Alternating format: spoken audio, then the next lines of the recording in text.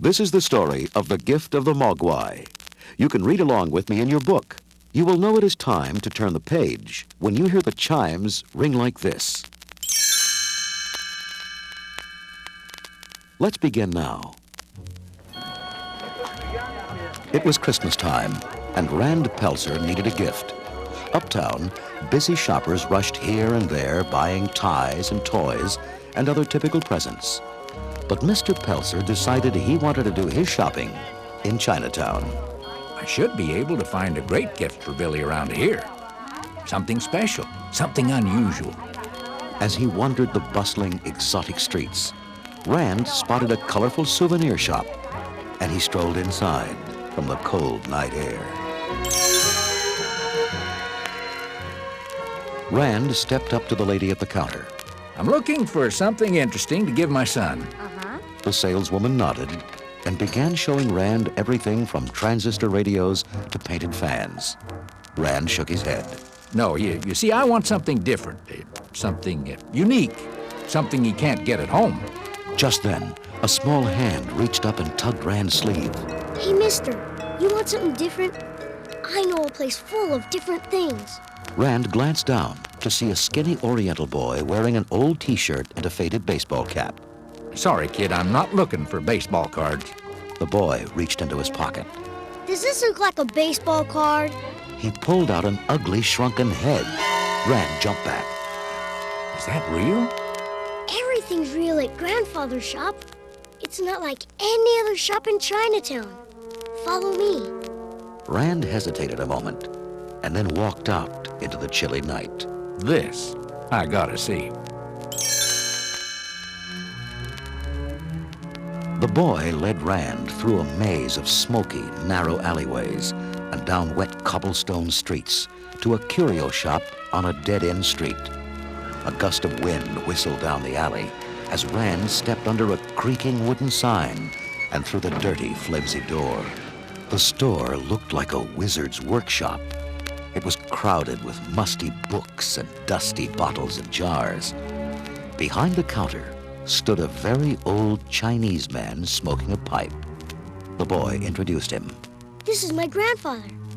Go on, mister, look around. See if there's something you like. Rand bought a candy bar and began to inspect the bizarre items. The boy joined his grandfather in a game of chess. What are you doing in this part of town, mister? Oh, business. I make things. I come up with ideas for new gizmos.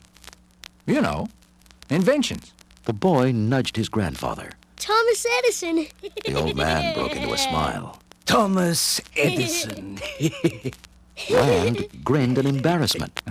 Then a strange, high-pitched giggle joined the laughter. Rand froze. What was that? But the boy and his grandfather just went back to their game. The giggle rang out again.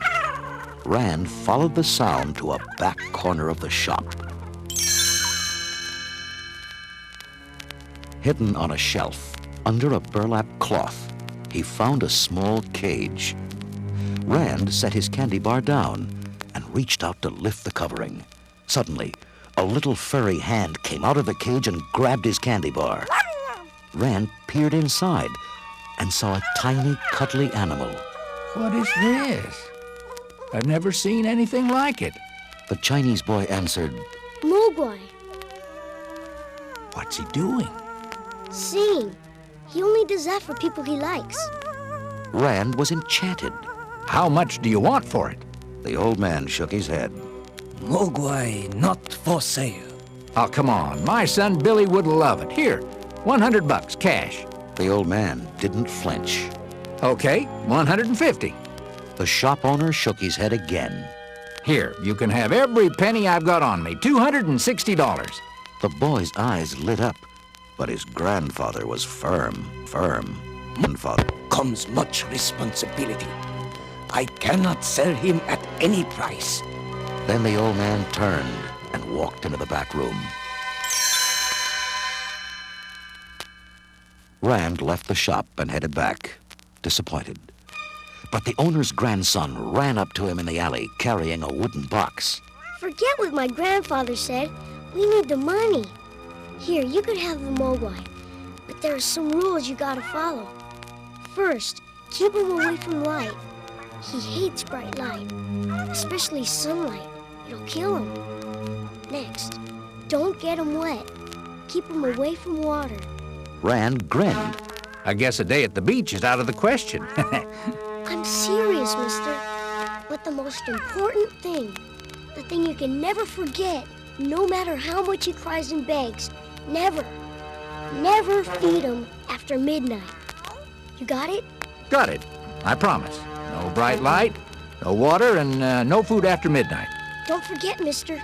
The boy ran back inside with Rand's money, leaving Rand very pleased with his successful search.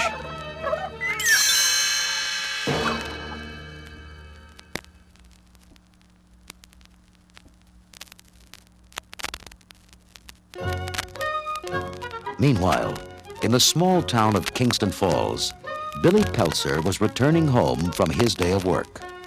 He greeted his mother in the kitchen. What a rotten day at the bank, Mom. Well, never mind that now, Billy. Your father will be home from his trip any minute. Sure enough, before long, the front door flew open. Ho, ho, ho! Merry Christmas! Rand handed Billy the present. I want you to open it now. This can't wait until Christmas morning. Billy tore off the wrappings and lifted the lid. A tiny ball of fur peeked out of the box with large, friendly eyes. Billy grinned with delight. What is it, Dad? The owners call it a Mogwai. You can train him to do anything, and he's really clever. He figured out how to work most of my gizmos all by himself. Well, since he likes Gizmo so much, let's call him Gizmo. Billy's mom watched Gizmo crawl out of the box, climb onto Billy's shoulder, and lick his cheek. This is so cute. I've got to get a picture. Okay, smile. The bulb flashed, and Gizmo screamed in fright. Billy cuddled the trembling Mogwai. Dad, what happened? The little fella's scared. He hates bright lights. See, there are certain things you have to remember about this guy, Billy. Besides bright light, keep him away from water, and never feed him after midnight. Never. Billy cradled Gizmo in his arms. Come on upstairs, little fella. I'll show you my room. He took him into the attic and set him on his desktop. Whoops, let me dim the lights for you. There. Is that better? Gizmo smiled and sang a single clear note. Billy turned on his portable keyboard and played the same note. Gizmo's large ears perked up, and then he sang 5 notes. Billy struggled with the keys. I'm not quite getting it right, Giz. Billy watched the little Mogwai lean over the keyboard and play the 5 correct notes. Thanks, Gizmo. He placed a big red Santa hat on the Mogwai's tiny head. There. Can you say ho, ho, ho? Gizmo couldn't figure why Billy was laughing. Billy saw Gizmo's puzzled look. I'm laughing because you look so cute in your hat, Gizmo. Want to see? Billy held up a mirror. The furry Mogwai took one look at his reflection, screeched, and toppled over backwards. Hey, Gizmo, you okay, little guy? You fell into the wastepaper basket. Don't worry, I'll fix you up. He took Gizmo into the bathroom and gently tended the Mogwai's bruised head. Oh, don't frown, Gizmo. You'll be okay. Billy took Gizmo back to his room, propped him up in bed, and tucked him in. Doesn't that feel good? Here you go. Here's one of my 3D comic books to look at. Gizmo held up the red and green glasses and peered at the comics happily, while Billy began drawing at his desk. Billy unwrapped a chocolate candy. Then he checked the clock. Only 9:30. It's safe to feed you. Here, Gizmo. Billy's dog Barney watched the little Mogwai chew happily on the candy. He wandered over to the bed, sniffed at Gizmo, and then gave him a friendly lick. Billy looked up from his work. See? I knew you guys would be friends. When he finished the drawing, Billy signed his name. He pointed out the name to Gizmo and pointed to himself. Billy. That's me. Billy. Gizmo tried to imitate him. Billy grinned. That's good, Gizmo. Billy crawled into bed. I'm really glad you like it here. Good night, Giz. Gizmo cooed and shut his eyes. The two friends fell fast asleep.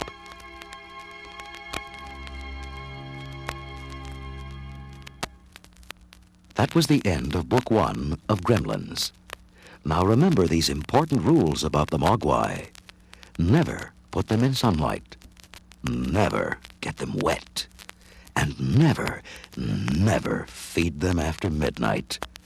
To find out what happens when you break these rules, be sure to listen to Book 2, Gizmo and the Gremlins.